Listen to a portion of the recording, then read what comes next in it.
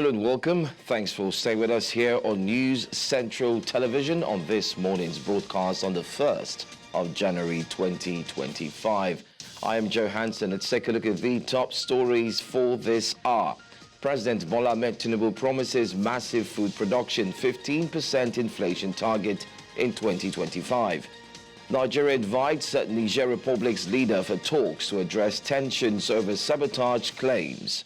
And Senegal's president declares end to hosting foreign military bases from 2025. If you just tuned in, we're saying thanks for joining us. The details of these stories and more coming up shortly.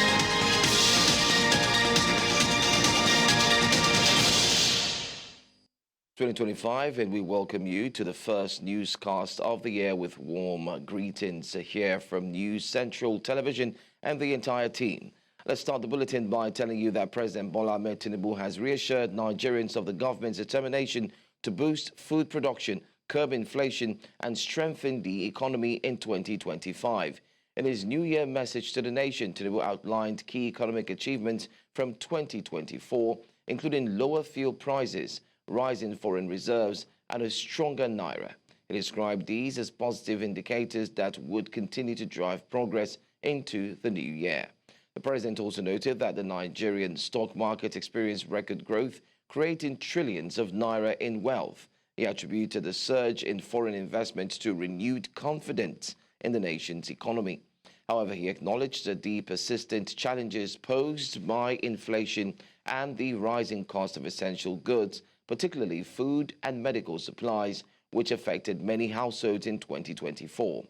Tinubu pledged to intensify efforts to reduce inflation from its current rate of 34.6% to 15%.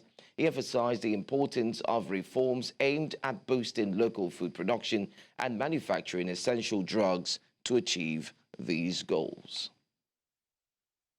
Well, still on the new year, former Vice President Atiku Abubakar has called on Nigerians to unite for good governance in 2025. In his New Year message, Atiku urged Nigerians to remain vigilant and actively monitor the actions of political leaders to ensure they are held accountable. He emphasized that 2025 offers an opportunity to reshape and redefine the national dialogue, encouraging citizens to play an active role in safeguarding the country's democracy.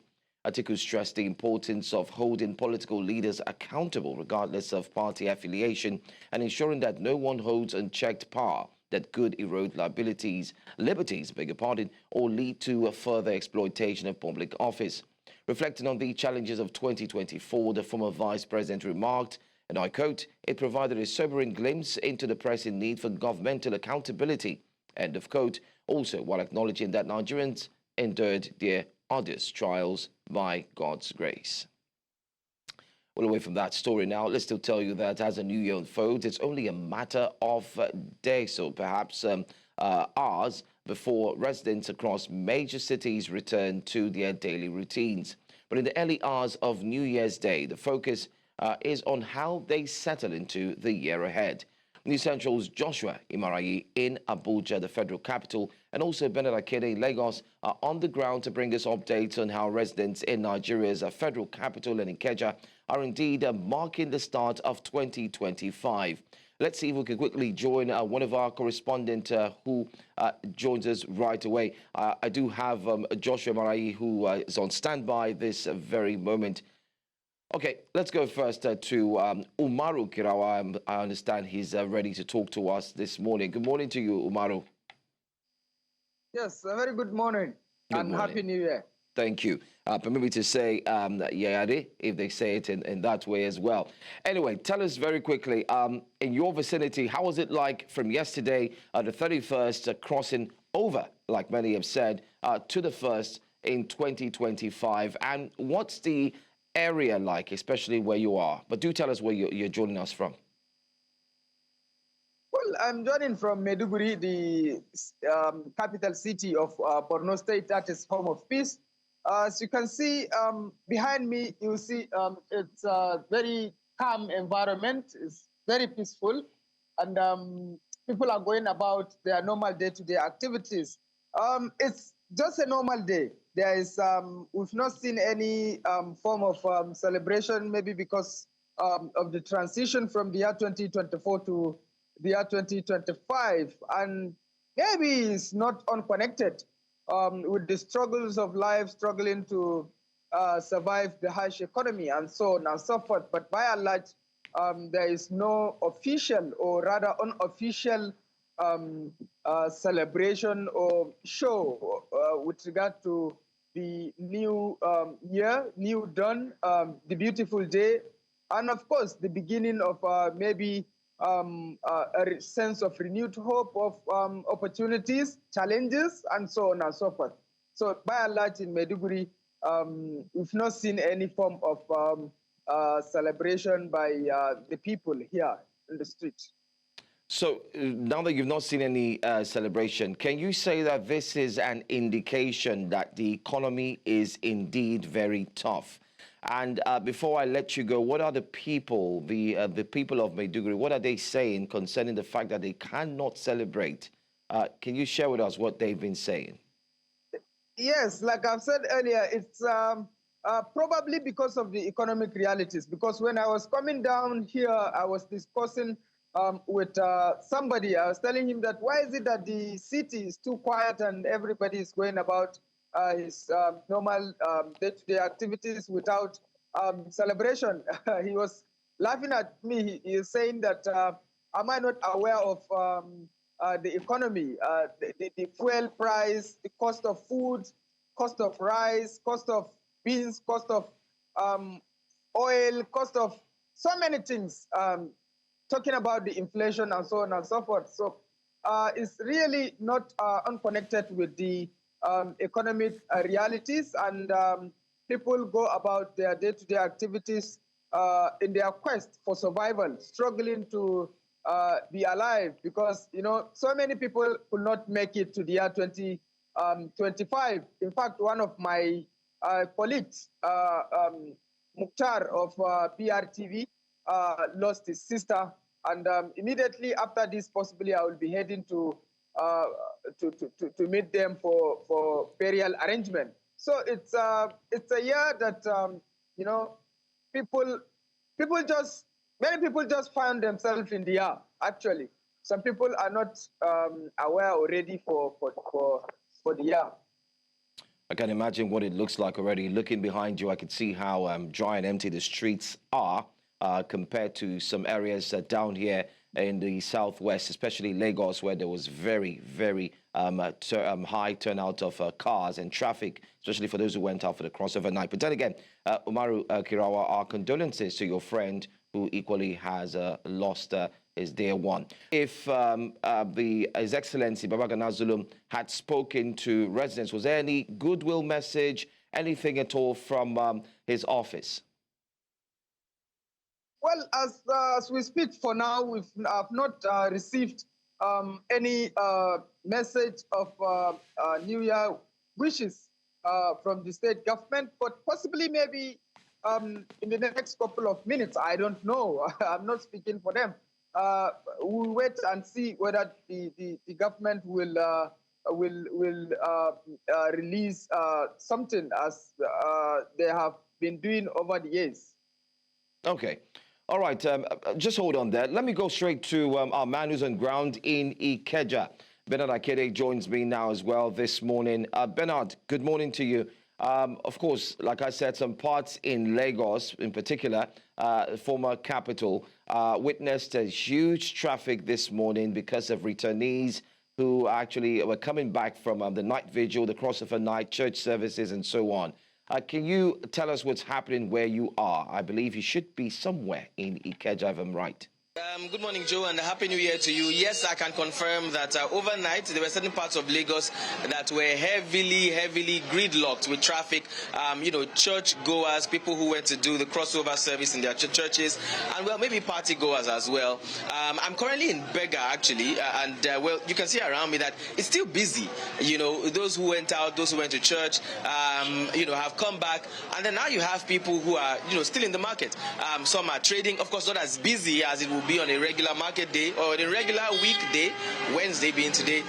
But it's still as busy as, or rather busier than you would have expected on the New Year's Day, which is a public holiday.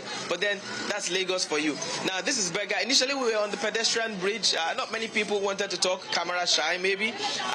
But of course, we still had commuters. We had people walking past in that area. Now, what you're looking at is still commercial buses going out of Lagos. You have some going to Ibadan, some going to Iwo Road, some going to Ogun State.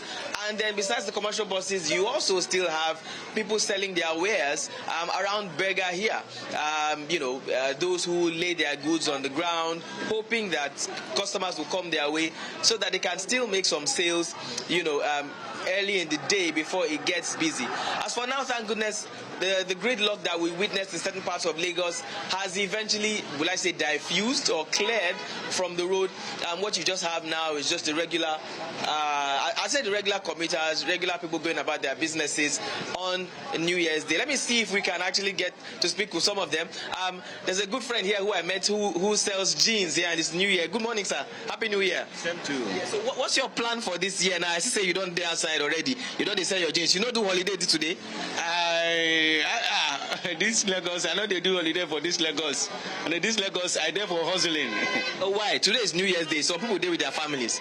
I'm supposed to do with my family because, as I said before, in this Lagos, I don't believe in celebrating anything unless I go to my village. So I like to hustle when I there for this Lagos. Okay. And what's your hope for this 2025? My hope this year is that God will help me to this year will be successful for me and my family. And what's your name? My name is Boniface Chukwu. And my prayer is that this year will be the best year for me in my life. And my prayer also that sickness will never come near me and my family. Amen to that. From your mouth to God's ears. Thank you, Boniface.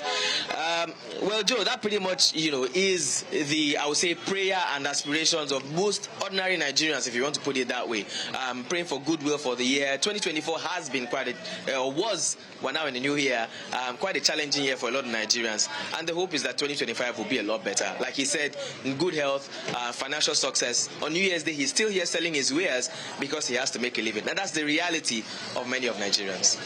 Absolutely, Bernard. That's the reality of many Nigerians. And just like he said, he's hustling whenever he's in Lagos. But let's touch down Abuja right now. Let's join Joshua Marayi one more time and see if the connectivity will enable us to speak with him at this moment. Joshua, it's the first day in January 2025. Tell us what Abuja is like, especially this morning. Well, I'm hoping that Joshua would be able to get through to us, or we'll be able to get through to him so we can have that conversation. It's very key that we also get to know what the Federal Capital Territory is like. But Bernard, let me come back to you very quickly before I move on to our next correspondent who would equally be joining us. Bernard, you've talked about you've showed us the market. You've spoken to one of the persons there who's looking to engage in his trade without wasting further time. Can you also share with us, especially the people you see on the streets, the facial expressions, the zeal that they carry? Does it show any sign of, let's go out there and make things happen? Or does it show a sign of, let's just go on with what we see, just like we saw a few hours ago, which, culminated into 2024?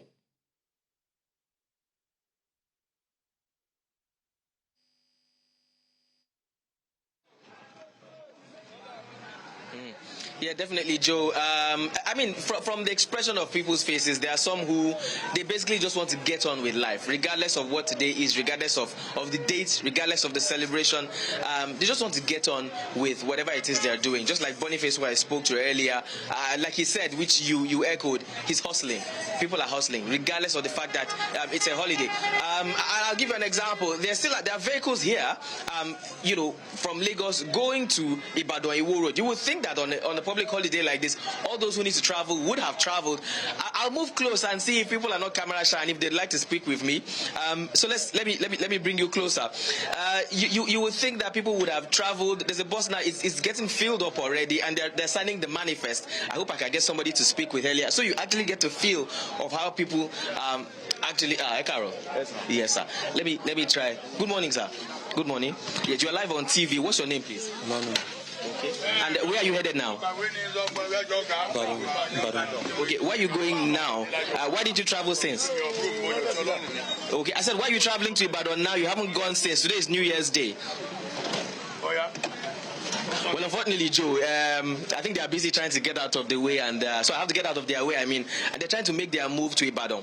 If I can get what he was trying to say is now is the time that he has to go. So people have been busy, to answer your question. It's like another day for certain people, regardless of the holiday that you have, regardless of what's going on. People still have to get their things done. I did mention earlier, a lot of people have seen the year 2024 as a very tough year, and they are hoping that 2025 would not be that busy. That's the vehicle heading out now from Lagos to Ibadan. And they're saying, as I was told, other vehicles have also gone. So, it's going to continue this way. Nothing is going to stop in most places in Lagos. Absolutely. All right, Bernard. Thank you so much. I did see the face of the person you were trying to interview. Anyway, I guess he's ready to head straight to Ibadan. I'd like you gentlemen to please stay with us on the news as we would continue to feel the pulse of Nigerians in different parts of the country.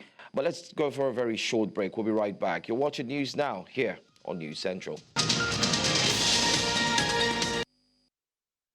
Thank you so much for staying with us here on News Now, and we are indeed looking at how Nigerians are reacting to the year 2025. It's January 1. If you just tuned in, we've been in talks with our correspondents in different parts of Nigeria. We were earlier on speaking to Umaru Kirawa in Borno State, Maiduguri to be precise. Bernard Akede, somewhere, of course, in Lagos, and not forgetting too. Now, I'm heading straight to the Federal Capital Territory where we do have Joshua Marayi. Marayi, once again, let's try and see if we can connect with you. Good morning. And can you share with us what the situation really is like in the Federal Capital Territory? Well, good morning from the Federal Capital Territory. As you can see, I'm at the postcode leading to the National Assembly, the Three Arms Road, and the Federal Secretariat. Here we have of activities where commuters visit this particular place, both to go to different parts of the country, different parts of the capital city. But however, this place is dry as you can imagine, because there are Nigerians who are over and those who are on the holiday, they are trying to enjoy themselves at home. But particularly, the Federal Capital Territory is currently dry. You can basically count the amount of people you are seeing in the streets. This is what we are seeing throughout all parts of the Federal Capital Territory this morning. All right. Some parts of the Federal Capital Territory seem to be, very scanty, like you said. You can count the number of persons out there. Joshua, let me also ask just one more question. Can you share with us what the night was like? We do know that in previous years, it's a night filled with fireworks, a lot of noise, people heading straight to the church, prayer sessions, binding and casting and so on. Did you envisage or did you see such between yesterday and this morning? The case was not different here. It was just like the 4th of July for the USA, but remembering that the fact that this is Nigeria and this is the Federal Capital Territory, at that exactly 12 a.m. yesterday, the skies of Abuja was filled with fireworks marking the entrance of New Year. I take a visit to a particular church in the Abuja, that's the Federal Capital Territory, where citizens were ecstatic and, should I say, optimistic of the New Year. Most people believe that it is a new year, and for the fact that it is a new year, it's a new beginning. Many people see this as a new beginning. Some actually they are speaking to the fact that some will dump some of their characters. But I think in the fact we see a new set of characters. So people have already set goals for the year and life. But Nigerians are very yesterday night was fast. Several the capital was fast Nigerians who think as a window period to commune with their maker to set the goals for the year, set priorities right, and basically make those promises you'll be making at the beginning of the year, just like they say, new year, new goals. All right. Let me go straight to Bernard Akede as we look to wrap things up very soon. Bernard, can you also touch base and share with us, especially looking at the events that did hold from December, the entire of December up until now, the 1st of January. Would you say that there were any signs that Lagosians felt a pinch of the economic stress that everyone seems to be going through?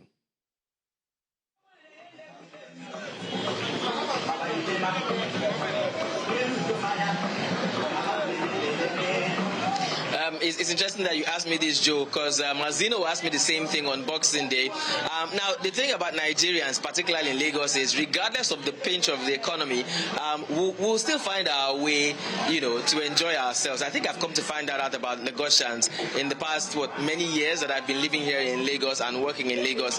That's how it is. The economy the economy has not been fantastic, regardless of how good or how bad it is. Nigerians will find their way to catch fun. I mean, we saw what happened at the malls on Christmas Day and on Boxing Day. We saw the traffic on the island during that period. We saw, the gridlock you talked about yesterday is from fun goers, or fun seekers rather, people going to church. And you would think that, with the harsh economic season, so to speak, people will be in their houses. But, well, it's Lagos, it's Nigeria. We always will find a way, to make things work. I was trying to speak with a lady here earlier who's selling footwear, who's been dancing all morning, regardless of how tight things are, and she's here selling her. Madam, good morning. Good morning. Let me come up. Joe, give me a second. Madam, it's New Year Day, but you still there. You they sell your shoes. Why you know the house? All right, she's camera shy, and well, that has been the story of many people around here today. But however, it's an example of what what I was trying to tell you, that regardless of what's going on, right, Nigerians, particularly Lagosians, will either find ways to have fun, no matter how small it is. We'll find ways to continue their businesses, no matter how tight it is. We'll find ways to go to work, and we'll still find ways to relax, amongst other things that they would do. And that's just the life of the average Nigerian and the life of the people living in Lagos here. All right. Great conversations I've had with you guys, I must say. And Bernard, while you were going on talking to us, just behind you, a gentleman there was already dancing away. It could actually corroborate with what you said, that Lagosians or Nigerians as a whole, well, let's just say Lagosians, will find a way to actually dance their way through any kind of stress. As for Umaru Kirawa, of course, he talked about how the uncertainty of the economy has affected persons and really has stopped celebration and so on. But then again, I want to say thank you so much, gentlemen, for joining me. Look forward to talk to you again in a subsequent news bulletin. Thank you. All right, let's move on now and tell you that the federal government has expressed its readiness for constructive dialogue with the leadership of the Republic of Niger in a bid to de-escalate the growing diplomatic tensions between the two nations. The Minister of Foreign Affairs, Yusuf Tugar, stated in a release on Tuesday that Nigeria is committed to fostering peace and stability in West Africa. He emphasized the need for candid discussions to address mutual concerns raised by the President of the National Council for the Safeguard of the Homeland in Niger Republic, General Abdul Rahman Chiani. And Chiani had accused Nigeria of collaborating with France to destabilize his junta-led government. In a Christmas Day interview, he alleged that France had forged alliances with militant groups in the Lake Chad region to undermine Niger's security, claiming Nigeria was complicit in the scheme. To security matters now, Nigeria's defense headquarters said that its troops eliminated over 10,000 terrorists across the country in the course of its operations in 2024. The director of the Defense Media Operations, Major General Edward Buba, while giving an update on military operations carried out in the last 12 months, warned terrorist leaders and their corroborators to turn a new leaf, as troops will leave no stone unturned in their quest to restore peace back to troubled communities. Our correspondent, Amadine Uyi, tells us more. It was an overview of the war against terrorism for the year 2024. The director of the Defense Media Operations, Major General Edward Buba, says that the nation faced several insecurity challenges which took its toll on citizens across the country. Over the last 12 months, we were confronted by several threats across the country, and these threats ranged from armed banditry to kidnapping for ransom, to crude oil theft, to violent extremism, insurgency, as well as terrorism, among others. General Buba says that much has been achieved in the course of the year, and over 10,000 terrorists have been eliminated. During the year, we neutralized over 10,937 terrorists.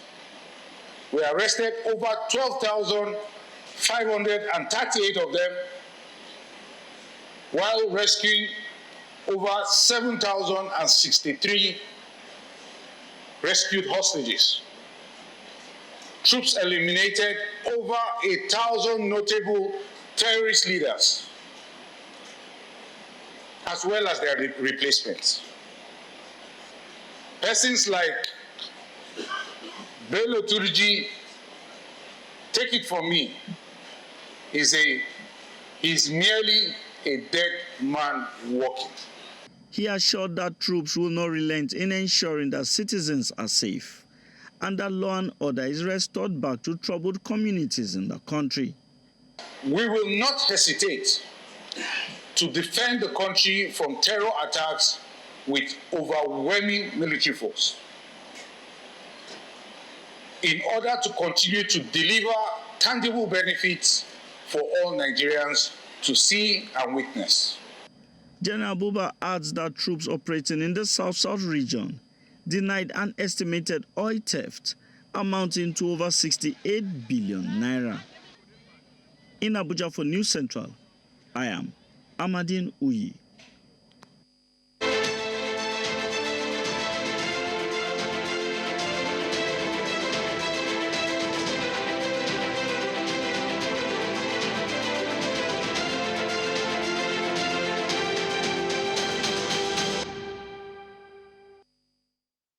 At the beginning of the year, President Bola Tinubu promised to fight corruption in 2024. To achieve this, the president in October of 2023 replaced the EFCC chairman. We now take a look at the Economic and Financial Crimes Commission's one-year progress under the leadership of its executive chairman, Ola Olukoyede. Bernard Akede has more in this package. On October 31st, 2024, the EFCC held a media conference to commemorate Ola Olukoyede's 1 year in office as chairman of the commission. Speaking through the Director of Public Affairs, Wilson Uwujaren, the EFCC highlighted its action-packed and result-loaded year, which it says reinforces its commitment to tackling economic and financial crimes. The essence of the mandate is to move Nigeria forward. And I made known my 3 policy objectives. Number 1, to use the instrumentality of this work to stimulate the economy, which is what is done anywhere anti-corruption works anywhere in the world. You can't be fighting corruption and your economy is not diving. In his 1 year as EFCC chairman, beginning from October 18, 2023 to October 18, 2024, the commission has charged 4 former governors to court for alleged corruption. Among the notable prosecutions are Yaya Bello, former governor of Kogi State, facing charges totaling over 190 billion naira, including money laundering and criminal breach of trust. Darius Ishaku, former governor of Taraba State, charged alongside Bello Yero for misappropriation of 27 billion naira. Abdulateef Ahmed, former governor of Kwara State, accused of laundering 10 billion naira alongside a former commissioner of finance. Willie Obiano, former governor of Anambra State, arranged for the alleged mismanagement of 4 billion naira. And most recently, former Delta State Governor Ifeanyi Okowa, who was arrested and is being investigated for the alleged diversion of 1.3 trillion naira in state funds. These high-profile arrests have fueled the EFCC's claim of progress. However, critics argue that focusing on former governors, particularly Yaya Bello, does little to address the deep-rooted corruption that persists across Nigeria. I do not consider the Yaya Bello case with the EFCC a triumph for the EFCC in their fight against corruption. The EFCC, in the case against Yaya Bello, came across as a personal fight, like a vendetta, almost like a persecution. There was an unnecessary obsession with detaining him. There was an unnecessary obsession showing that they can get him in. I think that is silly. The EFCC of the future, I believe, should be more, and I've said this elsewhere, it should be more forensic and less Rambo. The EFCC is called economic and financial crime. Economic and financial crime are not done with guns, they're done with pens and computers. So why do you have to investigate it or arrest it with guns and locking up people? A 2023 report by the Nigeria Bureau of Statistics revealed that Nigerians paid 721 billion naira in cash bribes to public officials. Corruption in public institutions, many say, is just as critical as prosecuting former leaders. Furthermore, Transparency International's 2023 Corruption Perception Index ranked Nigeria as the 145th least corrupt nation out of 180 countries, far behind nations like Denmark, the least corrupt, while Somalia remains the most corrupt. The reason why corruption continues to thrive is that we're treating just a part of corruption. We're treating the moral criminal side of corruption. A broader view at corruption, I've written and delivered the paper elsewhere called The Anatomy of Corruption. If you want to look at corruption very well, you have to look at the sociological, economical side and managerial side, administration, that lets corruption thrive. Politically exposed persons should not go anywhere near our judiciary. Politically exposed persons should not go anywhere near EFCC. The reason why you see some of these things happening today, where EFCC wants to carry out an operation and the Abelo already has a hint before the operation happens, is because go and look at the recruitment process for EFCC in the last 10 years. It's politicians, senators, House of Reps, they bring their children, their cousin, they bring a list. In the words of François Valérian, chair of Transparency International, corruption will continue to thrive until justice systems can punish wrongdoing and keep governments in check. Leaders must fully invest in and guarantee the independence of institutions that uphold the law and tackle corruption. It is time to end impunity for corruption.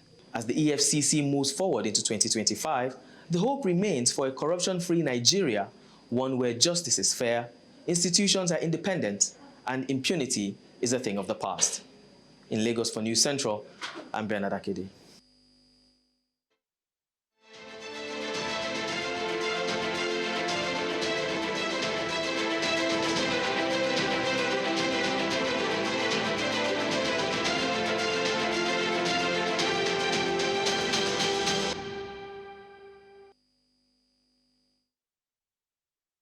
Well, coming up next here on News Now, Senegal pledges to end foreign military presence in 2025. We have this story right after the break.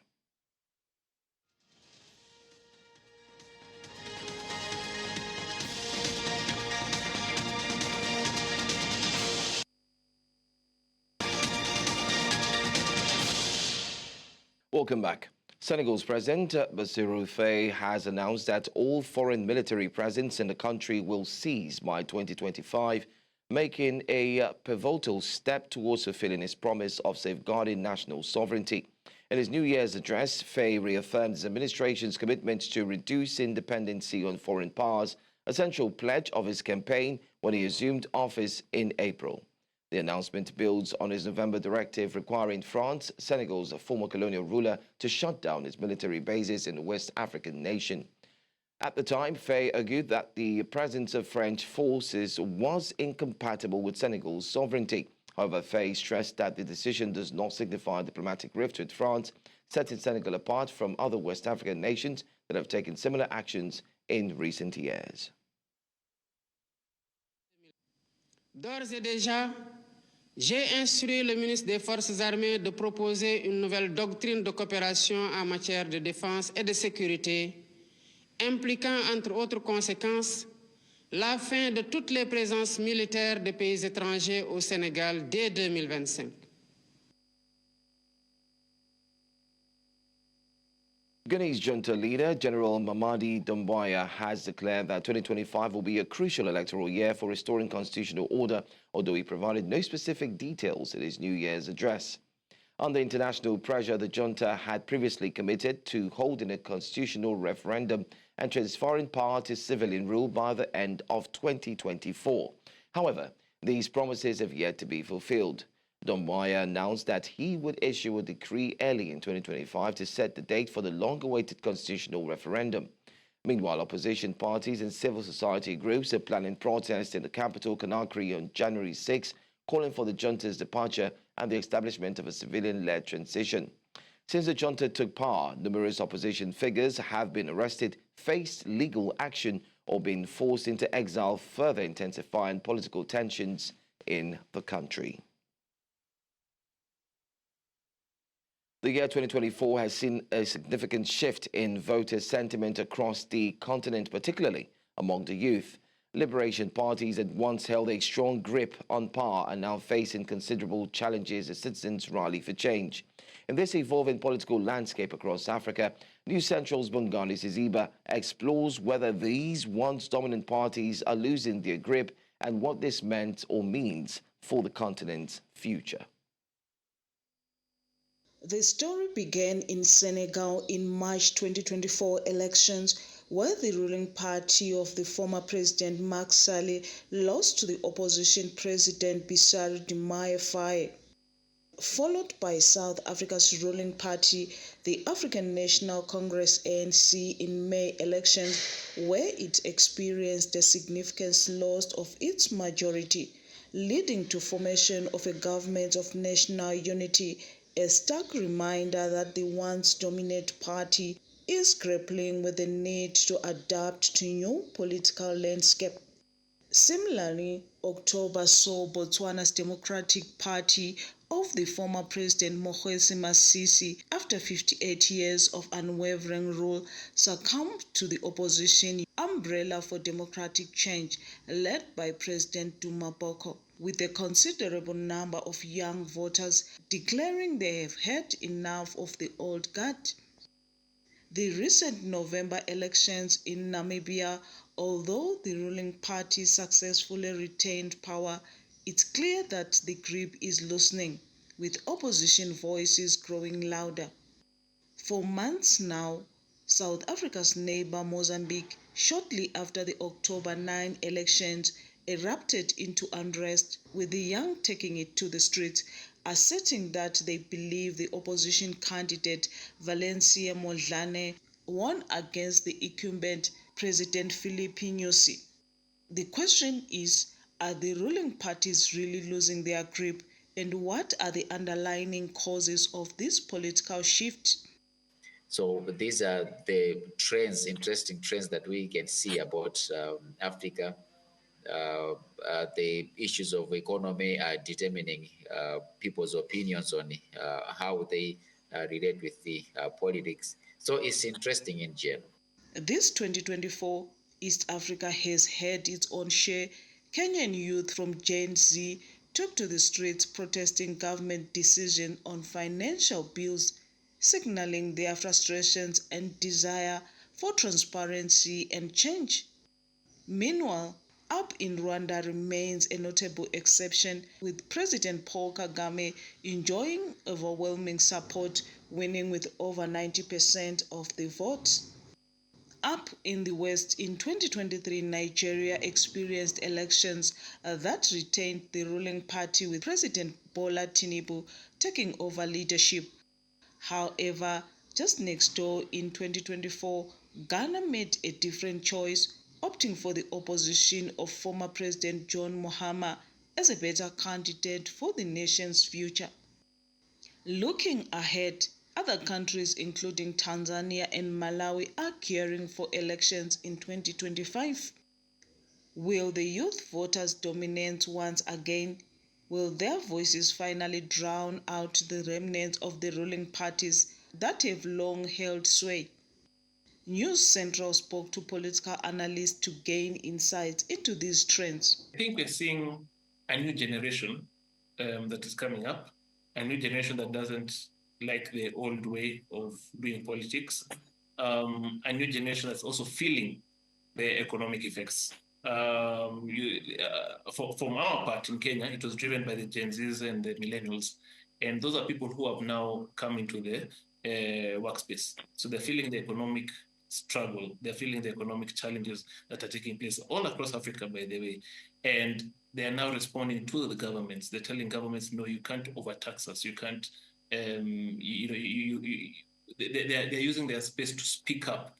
And social media, I think, has been a very, very big impact, because I think there has been a bit of a domino effect in as far as where when people see what happens in Kenya, it happens in a different country, and people it adds on to what happens in other countries.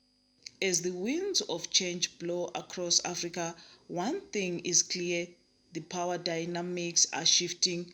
Young citizens are increasingly stepping up to influence their nation's destiny, and the evolving political landscape reveals a growing appetite for new ideas and leadership.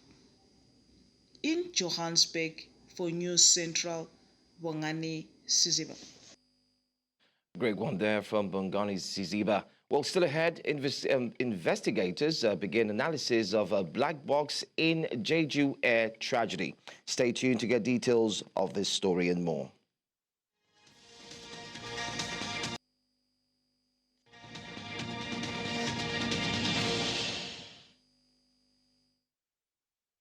Welcome back.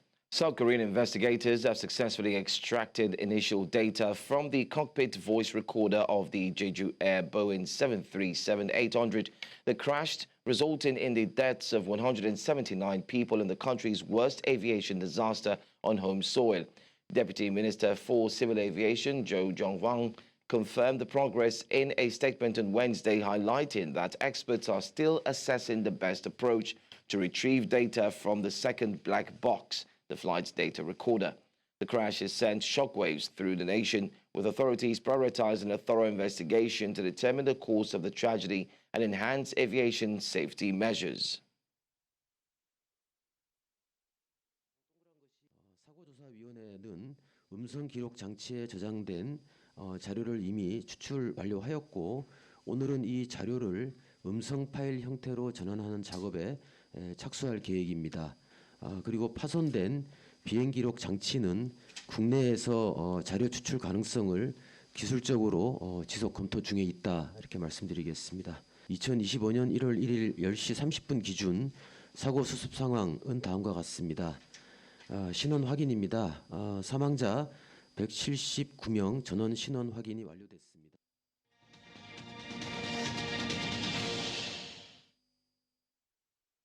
Enyimba's winless streak in the Nigeria Premier Football League extended to 7 matches after a goalless draw with Bendel Insurance in Aba. The match marked coach Stanley Eguma's debut in charge of the 9-time champions and the first appearance of newly signed forward Brownie Dare, who replaced Chinedu Ufere in the 84th minute.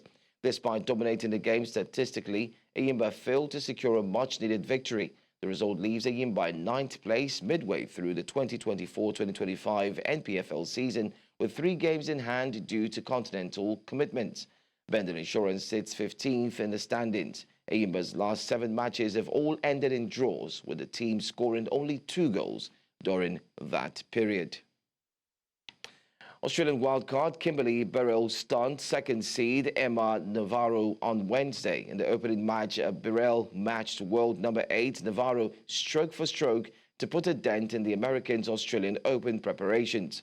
Navarro had a stellar 2024, going deep in all 4 Grand Slams, including a run to the semi-finals of the US Open. She was expected to brush aside the challenge of 26-year-old Burrell, who has never broken into the top 100 in her 10 years on the WTA Tour.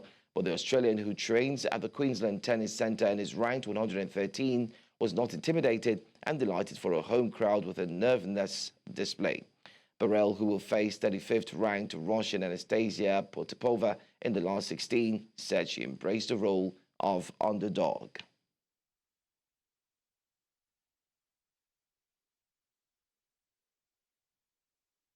And that's all the stories we have for you for this hour. But before we go, another look at some of the top stories. President Bola Tinubu has promised massive food production, 15% inflation target in 2025. Nigeria has invited Niger Republic's leader for talks to address tensions over sabotage claims. And Senegal's president has declared end to hosting foreign military bases from 2025. You can watch News Central live on DSTV, channel 422, Star Times 274, Avo TV. You can always stream live on all our socials. Stay tuned. The ladies will be here for Jasiri. I'm Joe Hansen. Good morning.